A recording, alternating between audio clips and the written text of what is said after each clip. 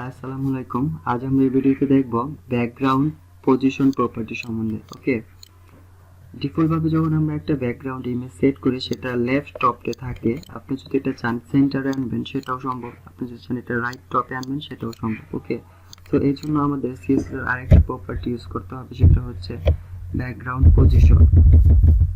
ওকে, background পজিশনে ডিফল্টভাবে left টপে থাকে। আপনি যদি এটাকে রাইট দেন টপ দিয়ে দেন, রাইট টপ স্পেস টপ দুইটা ভ্যালু ইউজ করবেন, তাহলে এটা দেখেন রাইটে চলে যাবে। ঠিক আছে, রাইট টপ থেকে এটা শুরু হবে।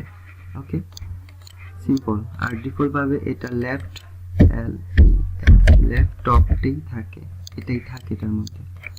ওকে, বাট আপনি এটা সেন্টারে যদি নিতে চান তাহলে সিম্পল এখানে সেন্টার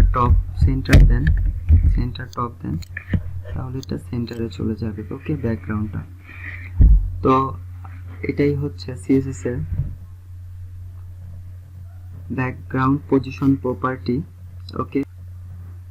ওকে, এটাই CSS এর ব্যাকগ্রাউন্ড পজিশন প্রপার্টি। আশা করি আপনি বুঝতে পারছেন। এটা প্র্যাকটিস করুন আর দেখা হবে নেক্সট ভিডিওতে ইনশাআল্লাহ। আল্লাহ হাফেজ।